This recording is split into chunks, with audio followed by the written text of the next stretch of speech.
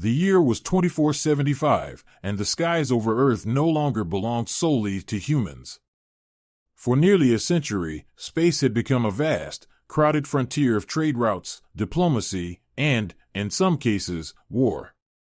Since the advent of interstellar travel, humanity had found itself in a precarious position, no longer alone in the universe, but far from the most powerful. On a cool autumn morning in New Tokyo, the heart of Earth's diplomatic relations, the city was buzzing with anticipation. The towering skyscrapers reflected the early sunlight, shimmering like blades of steel, while the distant hum of anti-grav transports filled the air.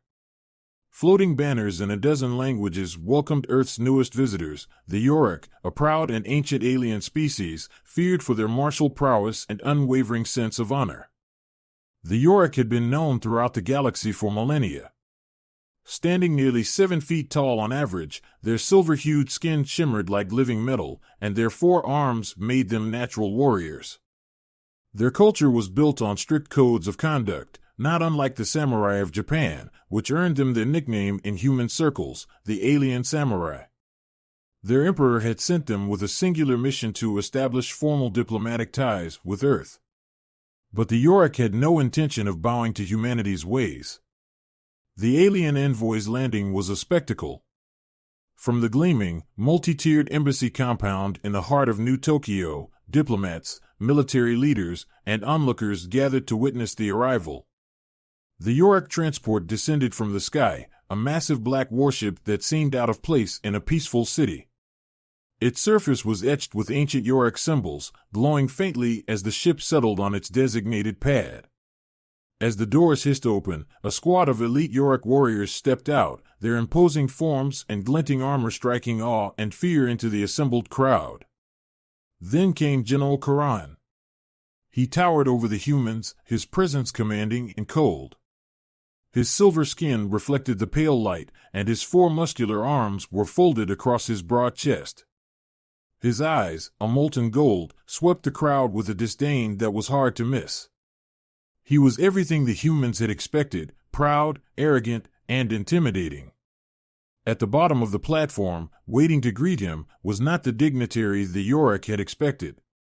Instead of Earth's chief diplomat, who had fallen ill just days before, it was Lyra Norwood, a young, untested diplomat's apprentice. Lyra's assignment had been sudden and overwhelming, yet she stood there, facing the great Yorick general, trying to mask her nervousness. Lyra was a far cry from the imposing figure of Karan. She was slight, standing just over 5 feet, with auburn hair tied back in a loose bun, and intelligent green eyes that belied her youth. She was dressed in a formal uniform, but her hands trembled slightly as she approached the alien delegation. As she stepped forward to formally greet the Yorick, she felt the weight of 1,000 eyes upon her. Earth's future now rested, in part, on her shoulders, and she was painfully aware of it. General Karan, she began, her voice steady despite her internal chaos, on behalf of the United Earth Coalition, I welcome you to New Tokyo and to our world. It is an honor to have you here. Karan regarded her with a flicker of amusement, his lips curling into a slight sneer. You are the one they sent to greet me? His voice was a low rumble, like distant thunder. Is this what humanity considers diplomacy? A girl, barely out of childhood, to stand in front of a warrior of my caliber? The insult stung, but Lyra kept her composure. She had studied the Yorick for years, learning their language and customs. She knew this was a test, a way for the general to assert dominance. And she had no intention of allowing him to win so easily. I may not be what you expected, General, Lyra said, her chin lifting slightly, but I am more than capable of representing Earth in these negotiations. Karan's eyes narrowed. He leaned down slightly, bringing his molten gaze level with hers. You? A human girl? Do you even understand what true strength is? You speak of negotiations as if they matter. But know this: only the strong dictate the terms. He straightened again, his eyes sweeping over the gathered humans as if to reinforce his words. Your species is weak. You cling to your fragile lives, hiding behind your words and your technology. You have not earned the right to speak as equals. Lyra's heart pounded in her chest. She wanted to snap back, to defend her people, but she knew that anger would only confirm Karan's assumptions. Instead, she focused on keeping her voice calm and measured. We may not be like the Yorick, General, but strength comes in many forms. We have survived wars, disasters, and challenges you cannot imagine. And yet, here we stand, ready to engage with your people. Karan's gaze bore into her for a moment longer, then he turned away with a dismissive wave of his hand. We will see if your words mean anything, human. With that, the general strode past her, his armored boots thudding against the ground with an audible finality. His entourage followed, the Yorick warriors casting contemptuous looks at the humans as they marched toward the embassy. Lyra stood frozen for a moment, the tension in her body slowly unwinding as she exhaled. She had passed the first test barely. But she knew this was only the beginning. General Karan had made it clear that he held humanity in contempt, and he would stop at nothing to prove his superiority. As the Yorick disappeared into the embassy, Lyra allowed herself a small, grim smile. Let him underestimate her. Let him think her weak. She wasn't just a diplomat's apprentice. She was a student of strategy, a scholar of cultures, and someone who had never backed down from a challenge. But in the back of her mind, she couldn't help but feel a gnawing sense of dread. The next few days would be critical for Earth, and the Yorick were not a species to be trifled with. And with General Karan in charge, the negotiations were sure to be anything but peaceful. As she turned to follow the alien delegation into the embassy, one thought echoed in her mind: this was a battle, even if it wasn't fought with weapons. And she had no intention of losing. The next few days were a whirlwind of tense meetings and strained diplomacy. General Karan wasted no time in asserting the Yorick's dominance over the proceedings. Every conversation, every demand, was a reminder of how little he thought of the human race. To him, this was not a negotiation, it was a conquest of pride. In the heart of New Tokyo's towering embassy, the negotiations took place in a grand chamber that was a blend of human architectural sophistication and Yorick minimalism. Tall windows framed the blue sky, but the atmosphere within was anything but serene.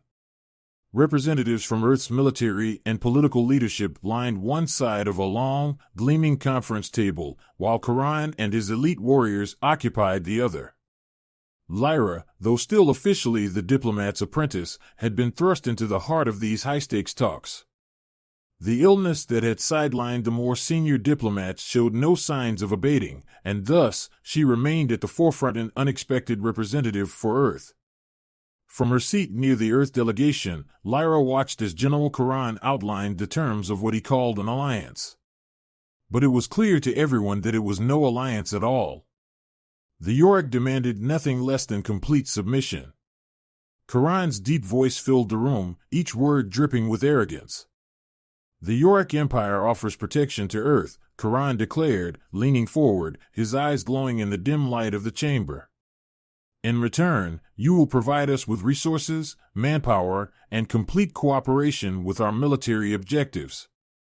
You will relinquish control of your defenses to us. The room bristled with tension. Earth's leaders exchanged uneasy glances. There was no mistaking the subtext: Earth would become a vassal state under Yorick rule. General Hammond, Earth's military commander, couldn't hold his tongue. You're asking us to surrender our sovereignty. That's not an alliance, it's an occupation. Karan's lip curled in a sneer. You misunderstand, human. We are offering you a chance to survive. Without our protection, your species would be annihilated by the first hostile race that sets its sights on you. You are fragile. We are not. Lyra watched as the tension escalated. She had seen this coming. The Yorick would never consider Earth an equal. But something about Karan's approach gnawed at her. He didn't seem interested in actual diplomacy, and his disdain for humanity was so palpable that it felt like he was purposely pushing them toward submission. She couldn't let that happen. As Karan continued to outline the terms of Earth's future under Yorick protection, Lyra's mind raced. The Yorick valued strength above all, but they also held to an ancient warrior code, a code that placed honor at the heart of their society.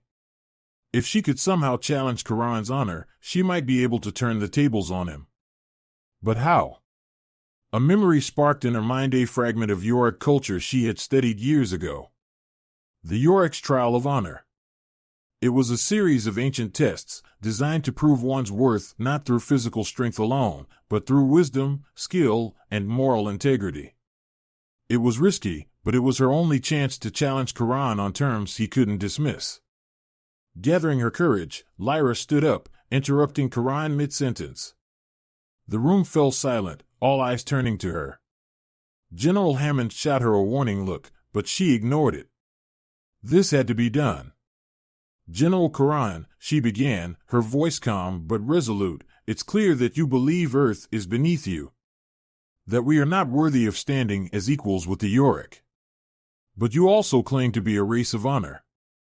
I propose a challenge. Karan's golden eyes narrowed, intrigued. A challenge? From you, human? He leaned back in his chair, crossing all four arms. This should be amusing. What kind of challenge could you possibly offer that would interest me? Lyra took a breath. A trial of honor, according to Yorick tradition. 3 tests of skill, wisdom, and honor. If I win, you will acknowledge Earth's sovereignty and treat us as equals in these negotiations. The room erupted in murmurs. The human officials looked stunned, their faces a mix of shock and disbelief. General Hammond rose to his feet, his voice a low growl. Lyra, this is insane. You can't dash. But Lyra pressed on, meeting Karan's gaze. If you win, General, Earth will concede to your terms without further debate. For a moment, the room was silent, the weight of her words settling over everyone. General Hammond looked ready to explode, but before he could say anything, Karan spoke. A trial of honor, you say? His voice was soft, contemplative, but there was a dangerous gleam in his eyes. Do you even understand the nature of what you are proposing, girl? These trials are sacred to the Yorick. They are not to be taken lightly. I understand, Lyra replied, her heart pounding.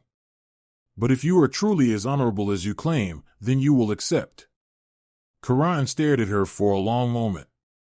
His warriors, standing behind him, shifted uncomfortably, clearly uncertain about the turn of events. The general's molten gaze bored into Lyra's, searching for any sign of weakness or hesitation. But she held firm, refusing to break eye contact. Finally, Karan chuckled, a deep, rumbling sound that echoed through the room. You are bold, human. Bold, and perhaps foolish. But very well. I accept your challenge. Lyra's pulse quickened, but she kept her face neutral. When do we begin?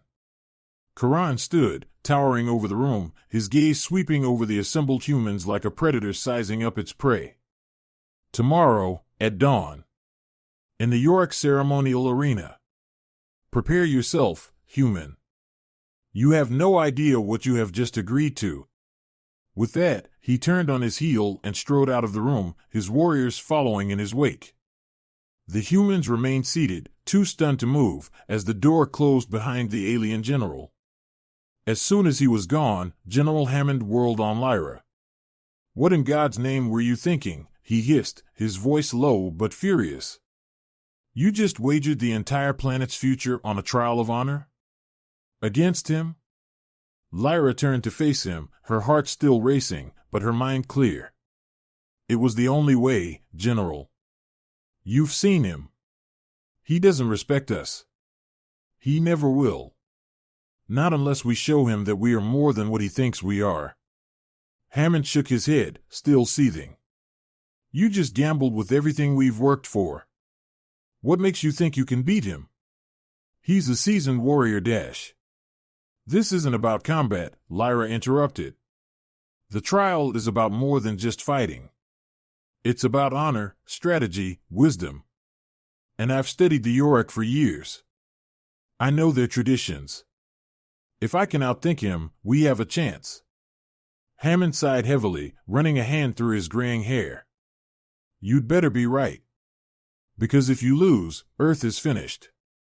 Lyra nodded, but deep down, she knew the stakes were even higher than that. She wasn't just fighting for her planet's sovereignty. She was fighting for their dignity. For the right to stand tall in a galaxy that viewed them as nothing more than weaklings. As the night settled over New Tokyo, Lyra retreated to her quarters to prepare. Tomorrow, she would face General Karan in the most dangerous challenge of her life. But she would not do so as a frightened diplomat's apprentice. She would face him as a warrior of her own kind. For in the coming trial, strength alone would not decide the victor. And Lyra was ready to prove that the human spirit was as strong as any blade the Yorick could wield. The first light of dawn painted the sky a soft orange as Lyra made her way through the sprawling city of New Tokyo. The streets were eerily quiet, devoid of the usual bustling crowds, as though the entire city held its breath for what was about to happen. Hovercars lined the roads in suspended stillness, and the reflective surfaces of towering buildings cast long shadows. At the heart of the city stood the Yorick Ceremonial Arena, a relic of ancient alien tradition temporarily installed in the embassy grounds. Its circular walls of black stone seemed out of place amid Earth's sleek, modern architecture. It was a silent monolith, imposing and dark. Lyra's heart pounded in her chest as she approached the arena, but her steps were steady.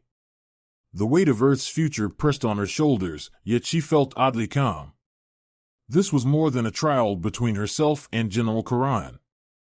This was humanity's chance to prove it had earned its place in the universe. The arena's gates were wide open, guarded by two stoic Yorick warriors. They gave Lyra a nod of recognition as she stepped inside, their golden eyes appraising her with a mixture of curiosity and perhaps the slightest hint of respect. She had, after all, challenged one of their greatest generals. It was a bold move for a human, and boldness, even from a lesser race, was something the Yorick could appreciate. Inside the arena, the space was a stark contrast to the sleek, futuristic aesthetics of New Tokyo. The ground was covered in dark, smooth stone, and in the center lay a series of symbols etched into the floor, ancient Yorick glyphs, marking the trial grounds. A large, tiered seating area surrounded the arena, already filled with spectators. High-ranking Yorick officials, human military leaders, and diplomats sat side by side, a rare gathering of both species, their eyes fixed on the center where the trial would take place. And there, waiting in the center of the arena, was General Karan. He stood tall, his forearms crossed over his chest, clad in ceremonial Yorick armor. His silver skin glinted in the early morning light, and his eyes glowed with quiet intensity. He was the embodiment of the Yorick code, an elite warrior, proud and confident, with centuries of battle experience behind him. To him, this trial was not a challenge. It was a formality. Lyra approached him, her head held high. She had dressed simply in a fitted uniform, but beneath it, she wore the symbol of Earth's alliance embroidered on her sleeve, a reminder of what she was fighting for. As she reached the center of the arena, a quiet murmur rippled through the crowd.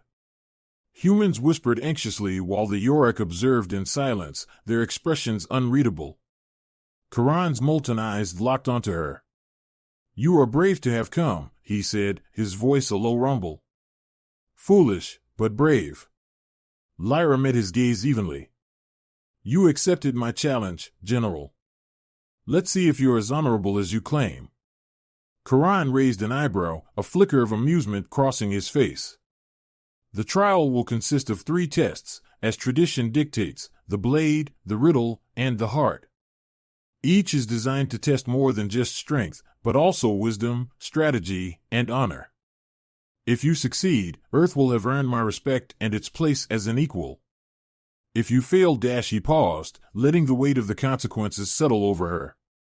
You know what is at stake." Lyra nodded. "I understand." A Yorick official, dressed in ceremonial robes, stepped forward to oversee the trial. His voice rang out clearly as he announced the rules in both Yorick and human languages. "The trial will begin with the blade, a test of skill in combat. Each contestant will face an automated adversary, programmed to fight with the precision of a Yorick warrior. The one who defeats their opponent fastest will be declared the winner of this round. A hush fell over the arena as the two adversaries were revealed, two humanoid combat drones, each equipped with laser blades that hummed with lethal energy. They were built to resemble the Yorick in size and strength, designed to push even the most seasoned warriors to their limits. Lyra swallowed, feeling the weight of the moment. She wasn't a fighter, not in the traditional sense. But she had spent years studying combat strategy and had trained in virtual simulations, preparing for moments like this. She had to rely on her intelligence, her ability to anticipate her opponent's moves, rather than brute force. The drone assigned to Lyra stood at attention, its laser blade extended, ready for combat. Across from her, Karan faced his own opponent with an air of casual confidence, as though this trial were beneath him. The official raised his hand, and a tense silence filled the arena. Let the first trial begin. The moment the official's hand dropped, both drones activated, moving with lightning speed. Lyra's drone lunged forward, its blade arcing toward her in a deadly strike. Lyra's reflexes kicked in as she sidestepped the attack, narrowly avoiding the blow. She kept her mind sharp, her focus on reading the drone's movements. This wasn't about overpowering it. It was about outthinking it. Every move was calculated. Meanwhile, Karan's battle was a display of raw power. With 4 arms wielding 2 laser blades, he moved with fluid precision, disarming his opponent with ease. Every swing of his blade was devastating, each step purposeful. In a matter of seconds, he had landed a critical strike on his drone, severing its main power core. The drone fell to the ground, deactivated. The Yorick crowd erupted into cheers, but Karan barely acknowledged them. He turned his gaze to Lyra, watching her struggle with her own drone, a faint smirk playing on his lips. But Lyra wasn't finished. Her mind raced as the drone pressed its attack, but instead of panicking, she let her instincts take over. She analyzed the drone's patterns, noting a slight hesitation before each attack.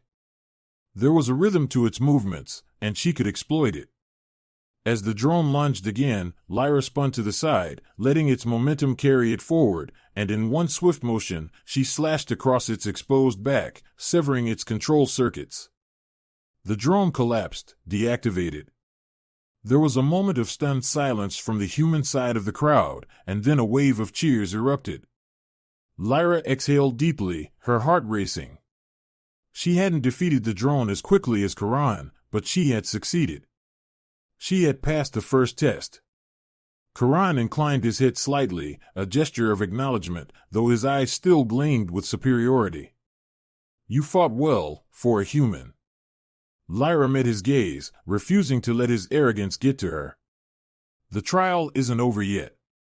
The official raised his voice once more. The second trial, the riddle.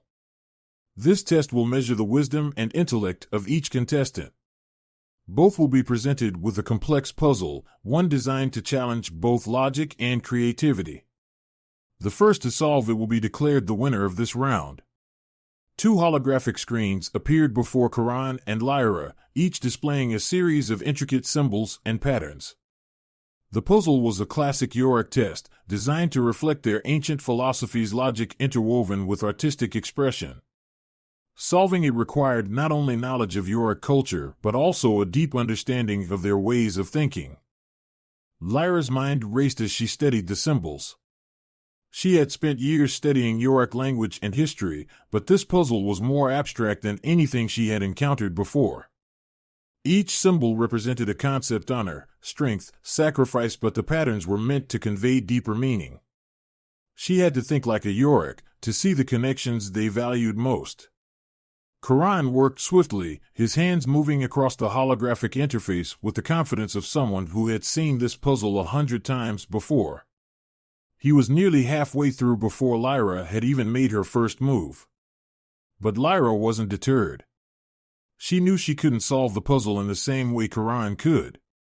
She had to think differently, to approach it from an angle he wouldn't expect. Her fingers danced across the symbols, rearranging them in a way that reflected not just Yorick values, but human one's compassion, adaptability, resilience. As the final symbols clicked into place, Lyra's screen lit up, signaling her victory. A stunned silence filled the arena. Karan's gaze snapped to her, his expression darkening with disbelief. He hadn't expected her to solve it first. The humans in the crowd erupted in cheers, while the Yorick officials exchanged uneasy glances. The official raised his hand. The human wins the second trial. Lyra felt a surge of triumph, but she knew this was far from over. There was still one more test to come, the most important of all. The final trial, the official announced, is the heart. This test will not measure skill or intellect, but the character and honor of each contestant. You will be presented with a choice, and the choice you make will determine whether you pass or fail. Lyra's heart pounded. This was the test that mattered most to the Yorick, the one that would reveal the true nature of her soul. She glanced at Karan, who stood tall and confident, but there was a flicker of uncertainty in his eyes now. He had not expected her to come this far. The official stepped forward, holding two small holographic devices, each containing a personal dilemma designed to test the values of the contestants. General Karan, the official said, turning to the Yorick warrior. Your choice is between victory and sacrifice. You may claim victory now, by force, without completing this trial. Or you may choose to sacrifice your pride and continue the test, risking defeat. Karan's eyes burned with fury. He was a proud warrior, and to admit the possibility of defeat was an insult to his very nature. But to refuse would violate the Yorick code of honor. The tension in the arena was palpable as Karan deliberated. Finally, he spoke. I will continue the trial. The official nodded and turned to Lyra. And you, Lyra Norwood. Your choice is between self-glory and the greater good. You may choose to claim personal victory, to prove yourself to be superior to the Yorick general.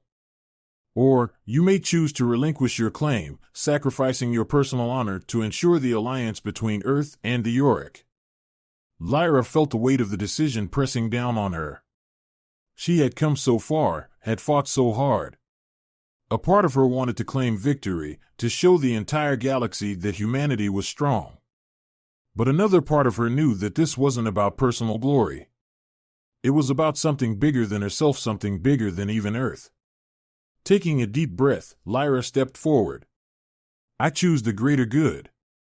I relinquish my personal claim to victory in the hope that Earth and the Yorick can form a true alliance, built on mutual respect. A murmur swept through the crowd, and the Yorick official's eyes widened in surprise. Even Karan looked momentarily stunned. The official raised his voice. The human has chosen sacrifice over glory. By Yorick tradition, this act of selflessness proves her honor. There was a moment of silence, and then the official turned to Karan. General, the human has passed the trial of honor. Karan's face was unreadable, but his fists clenched at his sides. He had not expected this outcome. And yet, bound by his own code, he could not refute the result. With a deep breath, Karan stepped forward and bowed his head slightly, a Yorick gesture of respect. You have proven yourself, human. Earth has earned its place. Lyra felt a wave of relief wash over her, but she also knew that this was just the beginning. The trial was over, but the real work of forging a true alliance had only just begun. The tension in the arena was electric. Lyra Norwood stood motionless at the center of the Yorick ceremonial arena, her heart pounding with the realization that she had won. The trial of honor was complete, and she had bested General Karan, one of the most feared warriors in the galaxy, not through combat or cunning alone, but by proving the strength of her spirit and the depth of her character. The Yorick were a proud race, but honor was their core. By their own laws, Karan was bound to respect the outcome of the trial. And yet, as the official's words hung in the air, the human has passed the trial of honor, there was a charged silence. General Karan, the undefeated alien samurai who had once looked upon Lyra with nothing but contempt, now stood still, his glowing eyes narrowing into molten slits. The crowd, both Yorick and human, waited for him to speak, to acknowledge his defeat. But something in the air had shifted, something dangerous. Karan's fists clenched at his sides, his powerful form rigid with tension. Lyra could see the war raging within him, his pride, his fury at being bested by a human, his disbelief that this fragile girl had not only survived the trial but triumphed over him. He had been humiliated in front of his warriors, in front of his people. For a moment, it seemed as though he might bow, might concede the honor she had earned. But then, with a sudden, violent motion, Karan's hand shot to his side, gripping the hilt of his blade. The crowd gasped. Lyra's eyes widened in shock. "No!" The Yorick official stepped forward, his voice ringing out in disbelief. "General, this is forbidden. The trial has ended." But Karan's face twisted in fury. His honor was shattered, his pride ripped apart, and he could not bear it. His voice, when he spoke, was a low, dangerous growl. "I will not bow to a human. I will not accept this mockery." Before anyone could react, Karan's blade ignited, a shimmering weapon of pure energy, glowing with lethal intent. In a blur of motion, he lunged toward Lyra, his massive form moving faster than any human could hope to dodge. Lyra's heart seized in her chest. Her body froze as the blade came toward her.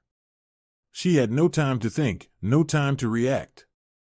All she could see was the flash of energy as Karan's rage-fueled strike hurtled toward her. But then something happened. A high-pitched whine filled the air, and the ground beneath their feet shuddered. The arena's hidden defense systems designed to prevent any violence after the conclusion of a ceremonial trial activated.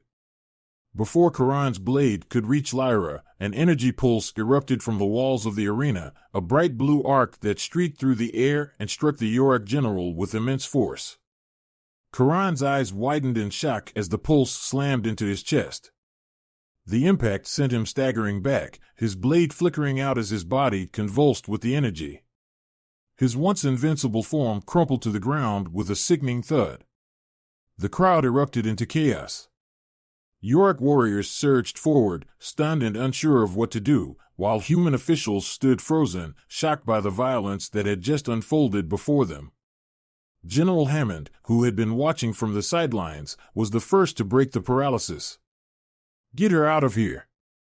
Hammond barked, pushing through the crowd toward Lyra. But Lyra didn't move. Her body trembled, not from fear, but from the enormity of what had just happened. She stared at Karan's fallen form, still not fully comprehending that the great general, the indomitable warrior who had humiliated her species, lay on the ground, defeated not by her hand, but by his own arrogance. Slowly, the Yorick official approached, his face a mask of sorrow and disbelief. He knelt beside Karan, checking for signs of life. The energy pulse had done its work too well. Karan's breathing was shallow, his silver skin dulled, his once glowing eyes dimmed. He was dying. For a long moment, there was only silence in the arena. The once proud and powerful general was reduced to a broken figure, a casualty of his own pride. Lyra stepped forward, against General Hammond's protests, and knelt beside Karan. His golden eyes flickered weakly as he looked up at her. There was no longer rage in his gaze, only disbelief and something that almost looked like regret. "How?" His voice was a rasp, barely audible over the murmurs of the crowd. Lyra's throat tightened, her voice soft but steady. "You let your pride blind you. You couldn't accept that strength comes in many forms." She hesitated, then added, "Your honor wasn't in the trial, General. It was in your ability to accept the outcome. You chose not to." Karan's gaze bore into her, and for a brief moment, it seemed as though he wanted to argue, to deny her words. But then, as his strength faded, something shifted in his expression. His forearms, which had always been a symbol of his dominance, fell limply at his sides. His body relaxed, and his molten eyes dimmed further, the light in them fading to darkness. Karan exhaled a long, ragged breath, and his body went still. The arena fell deathly silent. The great General Karan of the Yorick, who had once looked upon humanity with nothing but disdain, was dead. His arrogance had brought him to this end, and now he lay at the feet of the very species he had sought to dominate. The Yorick warriors stood stunned, their faces a mixture of shock and disbelief. They were bound by their code to honor the trial's outcome, yet their greatest general had defied that code, choosing death over humility. The humans, equally stunned, looked to Lyra, waiting for some signal, some direction as to what would happen next. Lyra, still kneeling beside Karan, looked up at the Yorick official. His face was solemn, but he gave her a single, slow nod. He broke the code, the official said quietly, his voice filled with sorrow. His death is his own doing. Lyra rose to her feet, her legs shaky but her resolve strong. I didn't want this, she said, her voice carrying across the arena. I wanted peace. I wanted our people to come together, to find common ground. General Karan couldn't see that. But I hope the rest of you can. For a long moment, no one spoke. Then, one by one, the Yorick warriors lowered their heads in a gesture of respect. They had lost their leader, but they could not deny the honor Lyra had shown in the trial, nor the strength of her words. General Hammond stepped forward, his expression grim but filled with a newfound respect for the young woman who had just saved Earth from domination. You did well, Lyra, he said quietly. Better than any of us could have hoped. But Lyra didn't feel victorious. She felt hollow, the weight of what had just happened settling heavily on her shoulders. This was no celebration. This was a tragedy, a man so consumed by pride that he had chosen death over understanding. The Yorick official stepped forward, addressing both his people and the humans. The trial is over. General Karan's fate was sealed by his own actions. But the bond between our peoples need not end here. Let us honor the trial and move forward, together. There was a collective murmur of agreement, both from the Yorick and the humans. The future of the alliance was uncertain, but the first steps had been taken. Lyra had proven that humanity was not to be underestimated, not because of their strength in battle, but because of their resilience, their wisdom, and their willingness to sacrifice for the greater good. As the crowd began to disperse, Lyra remained in the arena for a moment longer, looking down at Karan's lifeless form. She knelt one last time, placing a hand gently on his chest, a quiet gesture of respect. You could have been a great ally, she whispered, her voice barely audible. But you let your pride destroy you. With that, she rose and walked away, leaving the fallen warrior behind. In the end, the arrogant alien samurai had despised the human girl, and as a result, he had died. But in his death, he had taught the galaxy the lesson that would not soon be forgotten. True strength lies not in power or pride, but in the courage to accept one's own limitations and in the honor of knowing when to let go.